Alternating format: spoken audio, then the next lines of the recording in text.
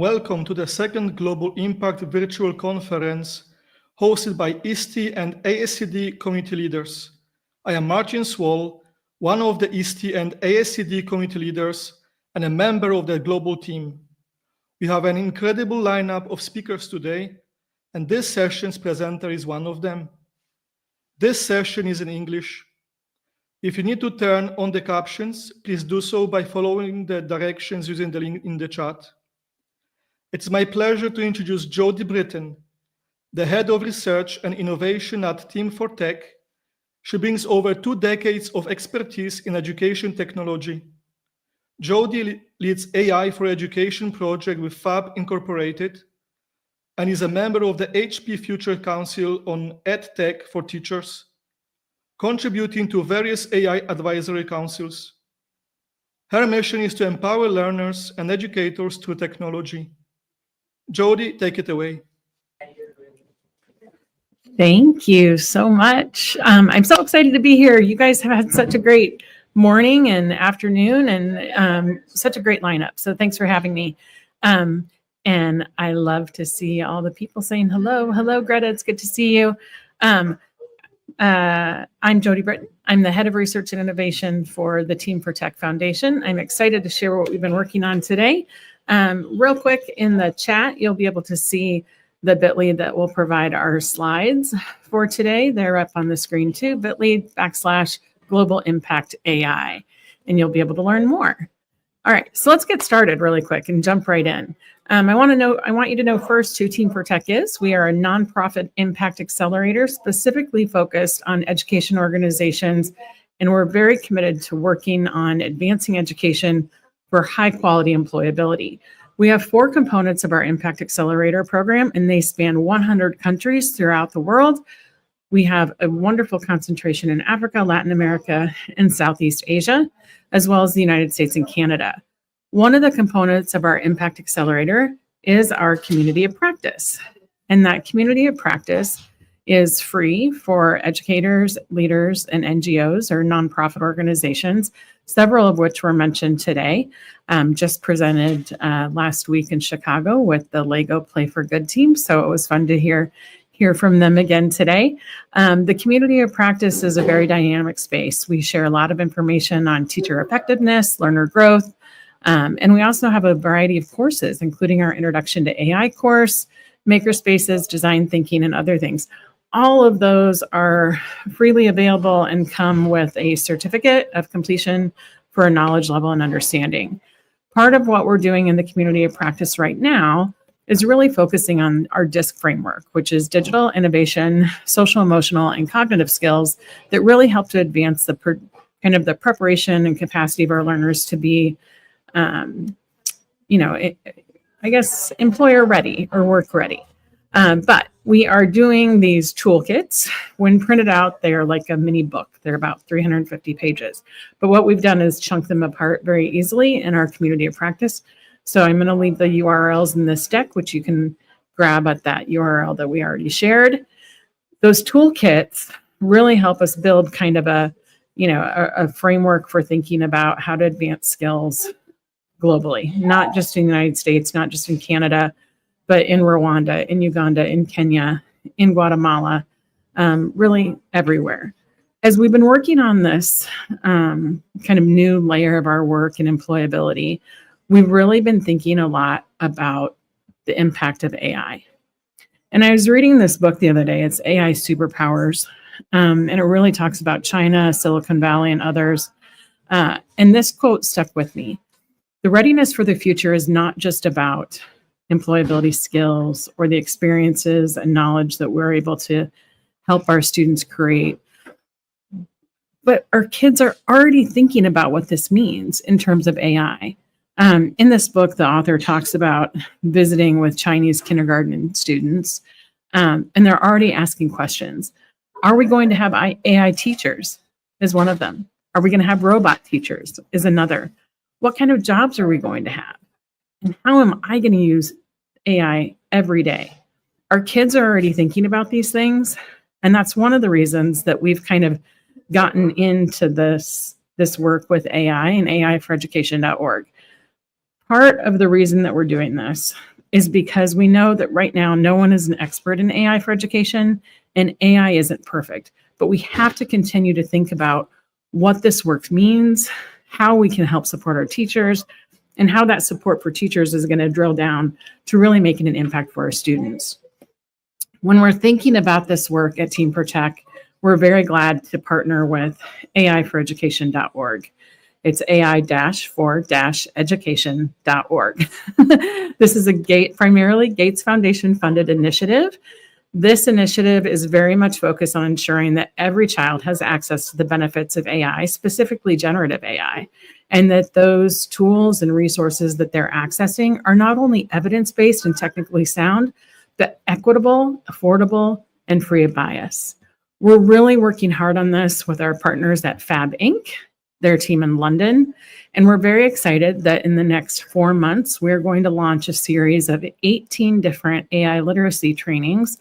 There's a URL up there on the slide. That's where you can just access more information. We're scheduling those right now.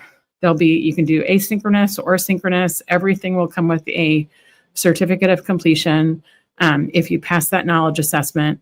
But really what this training is all about is making sure that we're adding that quality lens onto the work that we're doing with teachers and leaders to ensure that everything that we're pushing out has that layer of evidence. That's going to be fun. So try and take advantage of that if you can. I want to highlight just a few things that the initiative is doing right now. This work has been going on for about 18 months, and we've been in high speed mode to figure out quite a few different things. On the website, the aiforeducation.org, you're going to be able to see AI products. This AI products list is actually a landscape and kind of continually growing database of all of the AI products and where they're being built. Through that link, you can really look and see what is being built in Africa, what's being built in Southeast Asia, and really get a handle on what kind of products are out there. You'll be able to sort through and see which things are kind of rising to the top for you. The other thing I want to highlight is the evidence library. The evidence library is where we're curating evidence, not just about Gen AI in general, but about Gen AI in education. These are all vetted resources. We make sure that we go through and run some quality checks on those. We really want to be sure that when we do that work, we're really sharing out kind of the best and most quality. Some of it will say that Gen AI is not good. Some of it will. Some of it will say things that we need to think about a little bit more. But that AI evidence library is really focused on helping educators and developers push things forward. There's another thing that I'm really excited to share with you guys today. And I told Kayla this morning, she gets a new toy to play with. So this is one of them. This is our benchmarking and quality assurance component of our work. This part of our work, we're actually running tests on the content that generative AI solutions produce in terms of pedagogy and content. We have a new one coming out that will just focus on disabilities and accessibility. But in this pedagogy benchmark, it's really hard. Like Gen AI tools can spit out content all the time. Sometimes it's not great knowledge, it's not accurate, but more often than not, it's not pedagogically sound. So we see AI generating a lot of low-level tasks, things like that. So when we run that pedagogy benchmark test on it, you can see which of the models I think we're up to maybe 70, models that we're testing right now. But if you click on that, you can actually see what model it was, what the accuracy was, and what's the cost per token. So you can see a little bit more. This is just, I can't say enough. Like if you're working on lesson plans, if you're working on producing content, try and go back to this benchmarking and use the model that's most aligned to your task. It's going to help long-term make sure that things are very much aligned. We're going to hope that I didn't lose my slide deck, and we're going to keep going. One of the things I wanted to highlight for you today was some of the lessons that we learned in a recent randomized control trial that we did in Sierra Leone with our teacher AI chatbot. One of the things that we're doing at the initiative is we are really focused on this R&D effort, really making sure that we're digging in and seeing more about the research and development efforts that are happening. We're working with specific partners. Some of them are doing amazing things, like trying to build an offline LLM with a Raspberry Pi, doing voice reading assessments in Swahili. There's so much going on. This one specifically is really focused on a WhatsApp-enabled chatbot called the Teacher AI. And as many of you guys probably know, WhatsApp has their own chat interface that's AI configured. The Teacher AI is a little bit different. This is what it is. It's powered by GPT 3.5 Turbo. It's delivered using the WhatsApp interface, and it's trained to answer questions about content and improving teaching. That means that our team has gone through and fine-tuned the model, trained, retrained, and retrained until we got quality outputs.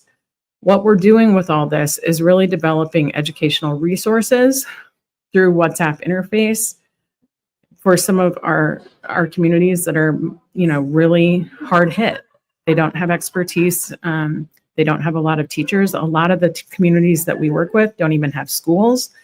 These are the tools that are helping them figure out how they can advance learner-centered outcomes more quickly by leveraging AI. When we're thinking about all this, when we're troubleshooting teaching and learning and challenges, this interface really makes it possible for those teachers to then and get just-in-time, real-time support that's vetted and quality assured. One of the things that we're doing right now, as an aside to the Sierra Leone case, is we're creating a data set just around educational content specific to low, moderate income countries. That data set is very carefully curated to include educational content and materials that can be used globally. That data set will then be given to LLMs to integrate into their training models. This work that I'm going to tell you about right now is just step one into making sure that that happens, trying to see what's out there, okay? So about a year ago, the team in London really did a great job of facilitating a pilot group in Sierra Leone. Really, in Sierra Leone, about 60% of the teachers are not on government payroll. If we think about that, they're not on payroll. A lot of them are volunteers. They don't have a lot of opportunity for training. They don't even have schools they can go to try and figure out what to do next. In a very remote area, they necessitate a different level of support.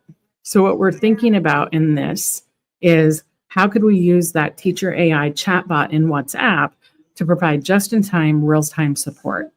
So what we did is we worked with 166 teachers across 45 schools to really think about what's the optimal level of support that those teachers need in using this tool in order to get to the point where they can advance outcomes.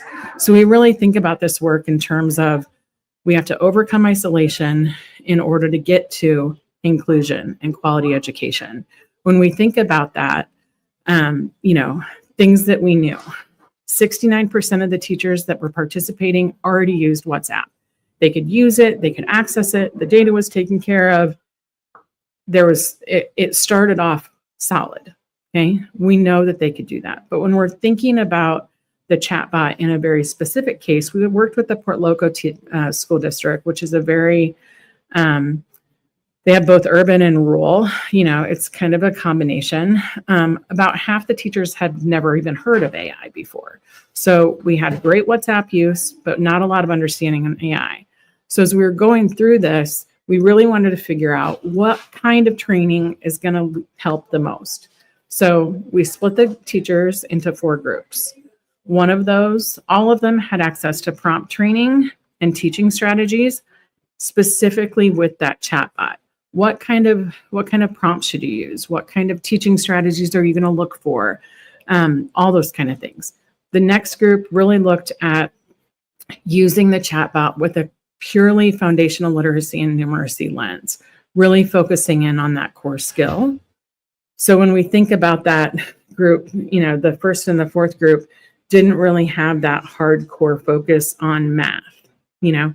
Then the next one, really ongoing lesson observations and coaching. So we went from prompt training, just general, to really specific, how can I use this to advance numeracy and literacy specifically, all the way to ongoing lesson and observations. When we're thinking about that coaching piece, one of the things that we know for sure is that when people come into our community of practice, we've trained, I think, over about 400 organizations right now in just using ChatGPT from more of an edu efficiency standpoint. We're not yet to the point where we can help people really hold on to that foundational numeracy and literacy piece and dig deep with it. We're getting there. But in the training that we've done so far, one of the things that we found is that if we skip that really basic foundational element of this has to be addressed, otherwise we're going to come back to it, the questions that have to be addressed during that foundational training stage are just basic trust building things with educators. What is AI? What is generative AI? What is machine learning? What is deep learning? All those things come up the second you get into these trainings. So what we've been doing is we've been starting with that introduction piece, that really foundational. We're going to give you the language and the tools to understand what this is before we go deeper. What we found in Sierra Leone, as you can see on the screen here, is that when we really had that coaching piece and that kind of ongoing lesson and observations piece, where we could talk through the impact and implementation of this, that's when we saw a difference. That's when we saw usage go up. That's when we saw their prompts get better. That's when we saw them interacting more, okay? About 38% of group 4 that just had the prompt training never came back to the application. They weren't tied in enough. About 30% of teacher queries were really related to specific school subjects. And about 10% were focused on lesson planning. So you can kind of see where the variance was here. 30% were just talking about math. We're just talking about reading. We're just talking about something that they had to teach that day. But only 10% were really getting in to the conversation about lesson planning, okay? That shorter, more frequent training and interaction with more of an AI expert is what mattered. Because of this, some of our work at Team for Tech right now, we're running a generative AI cohort specific to Africa. We have 10 different countries and 10 different organizations participating. And in that, we actually have not only paid for the opportunity, we're not only paying for licenses for them to use ChatGPT among other tools, but we're also providing a 3-year-long coach to really help them dig in and think through how are they using these tools and what are the outcomes that they're trying to achieve. As we're thinking about all of this work that we did in Sierra Leone and the work that we're continuing to do, our team is really focused on what's next, not what's now. But if we're going to be effective in helping teachers, we have to stay in that space of bridging the gap between what's happening right now and what's happening next. Things like, helping teachers understand when they were using the teacher AI chatbot, it was closed. If you asked it what to make for dinner, it will tell you it doesn't know because it's not trained to do that. It could help you create a lesson plan on making dinner, but it wouldn't be able to go outside of the parameters of educational content and quality to really go further. We know that. We learned that through this. The teacher AI was really focused on making sure that we captured those experiences from teachers. We looked at all the prompts that they were using, everything that they were asking it. We also were able to identify that we have a very limited scope in terms of math-related questions, which is a downfall for several AI systems. There are a couple groups that are really advancing that math work very quickly, but it's just something that we need to be cognizant of. We just released a new paper on the initiative website, really talking about that math component, because especially in pre-primary or primary grades, it's really hard. It's really hard because we use more pictures and objects, and AI doesn't do well with that yet. So when we're thinking about how we can scale this, how we can take this big idea. And Bill Gates has said before, he wants to half the time that it takes to get these tools into the hands of the kids and teachers that need it most. If we're going to do that, then we have to figure out how to use the tools and resources that are accessible and sustainable in that environment. So the WhatsApp choice was a really good start. The training the training of the model worked really, really well. But if you don't ask it the right question, you're going to get incorrect answers. If you try and do things out of context and not tell it, there's kind of a pre and a post revelation for us, I think. One, when we're thinking about, training these, sometimes we want to go deep and say, I am a teacher in rural Kenya. These are the students that I'm teaching. These are the students that I'm working with. This is the content that I want to teach. But what our teachers in Sierra Leone found out is that the more they trained it and gave it specific, the less it worked through some brainstorming with them. So when we think about what we're going to do next, how are we going to look for this? We work with over 1,000 organizations working in education across 100 countries. Today, we know that funding, access to energy, access to power supply, access to internet, those are all huge things that we have to address. When we're looking at these studies, even the one in Sierra Leone, we need to be able to accommodate for that factor. If we're doing a study and we're going in, we're looking at how a training is done, and it's only in a situation where there's never any blips and everything goes well, we're probably going to get good data, but we're not going to get really authentic data. I think one of the things that we also learned is that from a developer standpoint, we really need to ask hard questions, not only about teacher privacy, but also student privacy, and how we're making sure that our students' information, their work, their creations aren't being used to train models. But then in addition to that, we really have to think through how we're segmenting the primary through secondary and higher education. At Team for Tech and our materials that we create, we use the ISTE age bands that are in the standards materials as a way to chunk content and align strategies. And we'd love to see more of that happen. We have to think about this teacher training as a continuum. We can't just jump in and say, hey, this is what we're going to do with ChatGPT today. We really want to make sure that we're thinking through that component and have it be ongoing. First, it's a conversation, then it's a demo, then it's small groups working together. We have to think about this as a continuum, not a Band-Aid. And we have to really start with what's working. If we think about just things like, WhatsApp, that was a huge win. So many of the teachers were already using that tool. So why not use it in this case as well?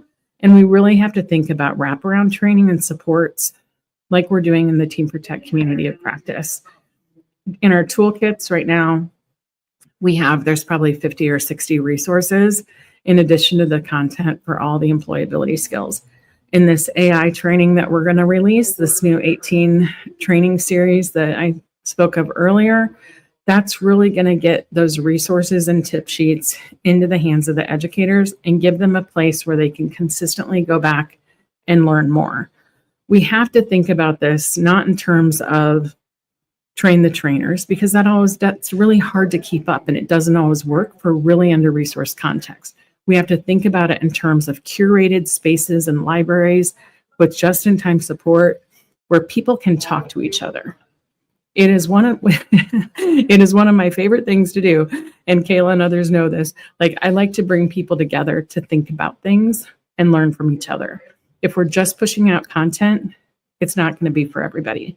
If we're pushing out content and giving people the opportunity to talk about it and think about it and connect about it, that's when we're able to make sense of the mess. And things in education are messy. They're always very messy. But if we give people the time and the space, that's when great things happen. And that's what we're doing with the community of practice for the initiative. Again, the URL for the initiative, the AI work in specific, is aiforeducation.org. The Teacher AI app, that will take you to the information about the WhatsApp app that we tested in Sierra Leone, and the community URL is there as well. The community is free. It is a public good space. All of that will be in the slide deck. You'll be able to capture it. Kayla, I'm ending a couple minutes early, and I don't know if we want to take some time to ask questions or talk a little bit more. Let me look in the comments here if there's anything that we need to cover. Yes. One quick thing on all of this. The work that we're doing with AI literacy goes a little bit deeper and wider, in just thinking about how this stuff is scaled. We really have to consider not only, what does it mean to be AI literate, but then what does it mean to actually take that knowledge and produce it? One of the things that we're doing with that 18-piece training that we're rolling out later this month and early next month is we're tying it to the UNESCO teacher competencies for AI. We're also kind of queuing that up so it sets teachers up. If we think about what we did with the ISTE standards, right?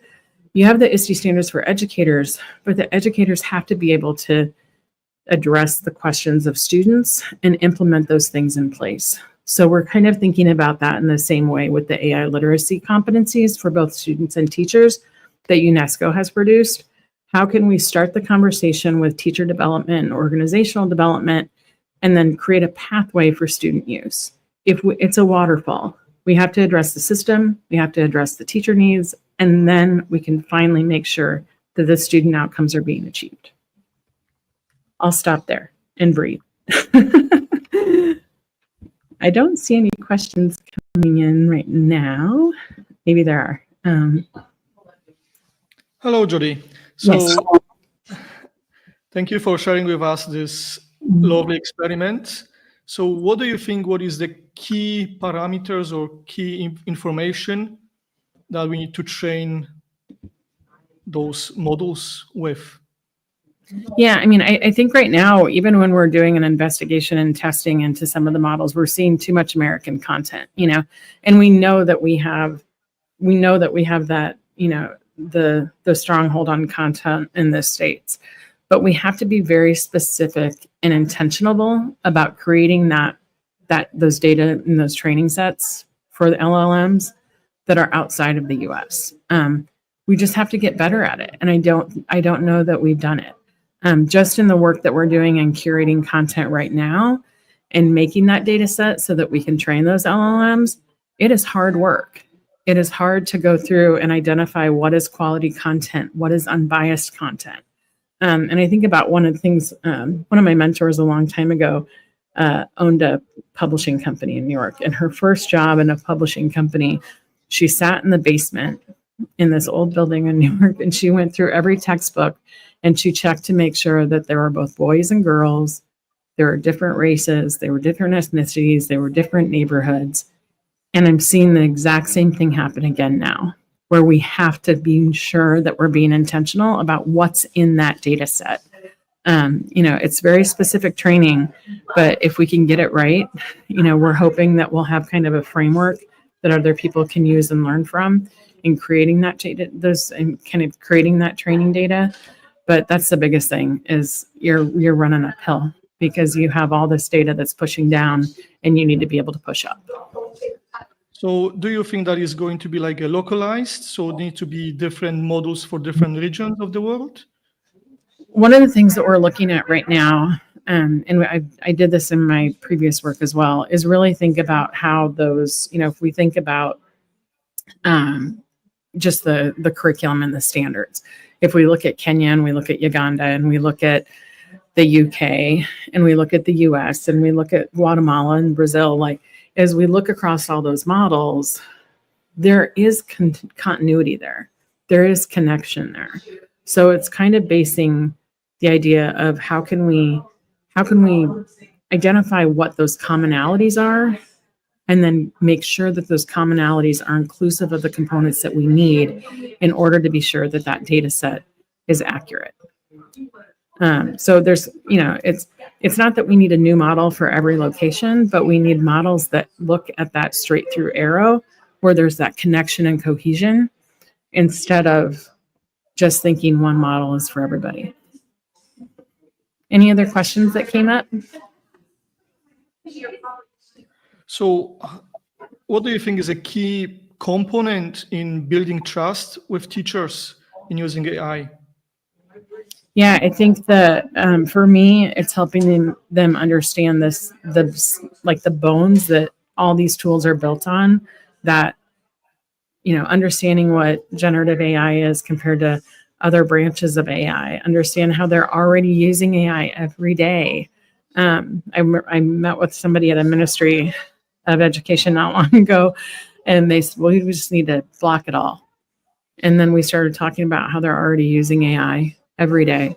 And they realized very quickly that they couldn't, but part of it is just breaking down this huge kind of scary concept into really easy to understand things. And I think what I'm seeing with all the people that we're training, the more that we help them understand the nuts and bolts and how these things are built, the more capable they are in advocating for themselves and their students in terms of bias, ethical considerations, and the like. If we don't give time and space for those conversations to happen, then we're kind of seeing a plateau of interest and use. But if we give that time and space, then those teachers are really learning the skills they need to advocate and explore and kind of extend their work in some pretty cool ways. Okay. Thank you very much for sharing with us. Also, Thank you for joining us today and sharing your expertise. It was really insightful. Yep. And I hope, certainly I learned a lot from you. Thank you very much. There's a lot there. You guys have a great day. We'll talk to you soon. Thank you. This year, we wanted to adapt practical ways for educators to implement a global impact in their classrooms. We asked people to record quick videos with tips for doing just that. Now, let's learn how to get started implementing global impact from Ella Ben-Or to learn about Innovators Compass. Hi, I'm Ella Ben-Or, and this is Getting Started with Innovators Compass, 5 powerful questions for big challenges and all the little ones along the way. Used, as we'll see, from kindergarten through college up through global organizations. First, a quick backstory. For 30 years, I've been part of big, even global projects as a student at MIT, designer at the innovation firm IDEO, educator at Olin College, and coach for students of all ages, educators, and organizations. I've seen that no matter who's tackling those big challenges, they've got to manage tasks and time, lead, learn, communicate, collaborate, lots of different smaller connected challenges along the way. But luckily, I've also worked with lots of maps for those different big and small challenges and found that they're connected too. Just like maps of different places have the same compass in the corner. I went on a decade-long mission distilling this compass till we could unleash it for people to use and share in any challenge, experimenting from preschool peace tables to global conferences like this one about the disease HIV/AIDS. Okay, time to teach, unleash this compass, even for a minute, right now. So pick something that's on your mind today or you need to do, even planning dinner. Now in your head, or you can jot this down, explore at least 2 different possibilities for people. Who's involved in this? Okay, now dive down to explore a couple of details or different sides of what's happening and why.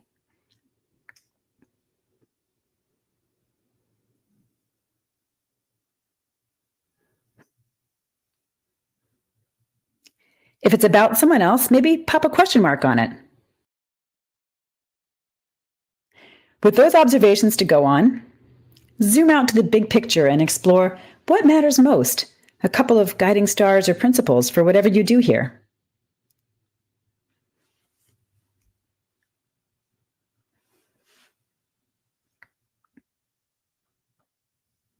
Now, look for the big picture of what ways are there to do those things that matter most, different, even blue sky dreamy or still fuzzy ideas.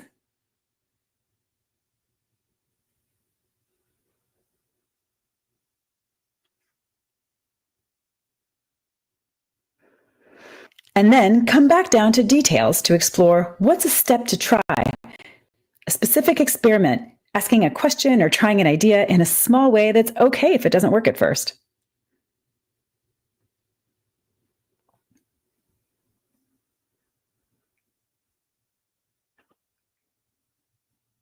When you do, you'll see what happens for everyone involved. Maybe something else matters or is a better idea to try. This is our Innovator's Compass, 5 powerful questions that move us forward in any challenge. It's a compass, not a map. People and processes use these questions fast or slow, following the numbers, or bouncing around, and so can you. Of course, all those big maps have lots more instructions, but essentially they say, ask these 5 powerful questions more, using the cues on the compass, and as we do, explore new possibilities, literally playing with more punctuation marks. Within 4, everyone involved, and more of our human tools. Now, I hope you're thinking, wait, my students have plenty of questions, observations, ideas, and experiments. They've got punctuation marks and all those human tools. So unleash students' compass on challenges right here, right now. Don't wait for a big project, just start. You can start using these in conversation, like we just did. Or make a compass. All of these are playground conflicts unstuck at different ages, in words or pictures, teacher-led or student-led, from upstate New York to Aurora, Colorado to Calgary, Canada. That's no surprise, right? Playgrounds might involve kids, but model plenty of world challenges. And teachers would love not to be involved. Here's a Boston classroom compassing their conflicts with a mix of their human tools. On stickies, they shared observations about what's happening on the playground. Upsides, talking, playing, tag. And downsides, people block the slide. They always play tag. Are they trying to exclude me? The teacher scribed for what matters most. Principles like having free choice to talk, play, have fun, run, and competing ones. Everyone feels safe, included, and listen. Then they drew out ways to do those things. Ideas like new games, rules, roles, props, and signs. Then they tried some experiments, like this no blocking the slide sign. Learned from what happened and made adjustments. Adding a picture's worth 1,000 words, right? Of course, we hope kids will care about challenges beyond the human world. Here's a California classroom saving caterpillars getting crushed on the street in front of their school. They didn't bother to write down their experiments. They just started trying. Now, unfortunately, sometimes global problems come to you. After the Miami teacher's school was hit by Hurricane Irma, she let kids compass individually and together to explore their experiences of what happened and what mattered most to them about it, and ways to help their families and community move forward. But they also went global with Innovator's Compass since, yes, it's also a powerful scaffold for bigger projects at any level, right from the start, picking topics. In our project with the global goals, we all shared our observations, the things that mattered to us, the ideas and the experiments we were willing to try, and derived a class project with the resources available to us. And then to scaffold project work. Break Free Education brings global impact projects to the restricted environments of juvenile justice facilities and makes their incredible 5-session standards-aligned lesson plans and slides available online to all. Break Free Education uses Innovator's Compass, in their words, to help students understand the design thinking process, but in an easy-to-use way that keeps people at the center. This year's theme was Reviving Ocean Life. In their slides, Break Free provides rich material for students to collect observations of the effects of climate change on the ocean and principles for having impact, from photos to quantitative data to videos of scientific explanations and first-hand accounts.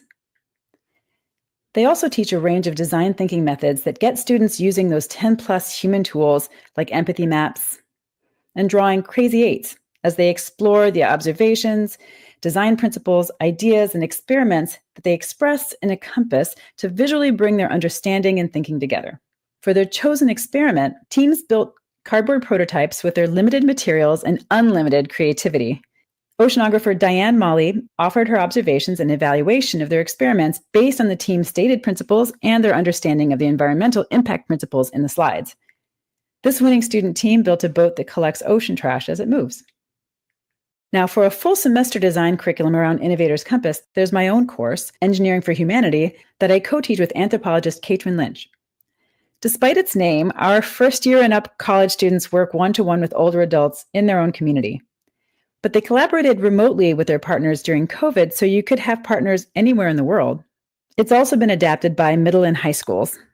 There are videos, slides, and write-ups of all the design methods and activities, which include 5 rounds of compassing their project with their partner, 1 to identify a meaningful, feasible topic, and then 4 that we call play, prototype, pilot, and produce to create something impactful in their partners' lives. They also compass their individual, team, and class experiences at the start and when problems pop up, which of course impact their projects. Finally, they draw more societal level observations and try and experiment to have impact on aging in the community around them.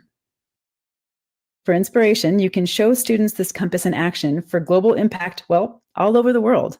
I've used it in training volunteers with Core Africa. Learn and know much better about how people think, the problems they're facing, and how we can, together with the community, devise and get the solutions. I used the Innovators Compass for my development project, which is youth engagement in the community. I wanted the development work to be done by the youth itself in order to increase their community power. We have distributed internet packets and phones to more than 200 students in Indonesia. I use this compass to remind me of who's at stake and how to find solutions that can work for everyone, and that the solution can actually exist within the community itself. You have all the building blocks for better ways forward in the world around us. Just start. All free resources and videos are available at innovatorscompass.org. Please use and share them. Just credit innovatorscompass.org and share back your stories, and reach out anytime to me at ella@innovatorscompass.org.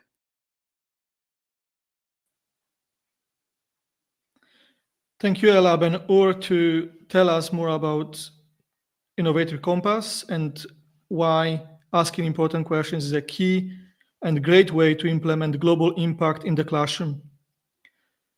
Thanks again for joining this live session as part of the Global Impact Virtual Conference. From our whole ISTE and ASCD Community Leader Global Team, we are so grateful for your participation today.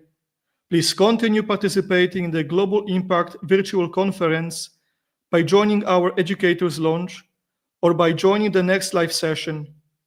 You can find the information at our website, bit.ly 2025-Global Impact, including content from our Global Impact Conference last year. Our next presenter is Marcela Wishan and begins at the top of the hour. Thanks again for joining. See you next time.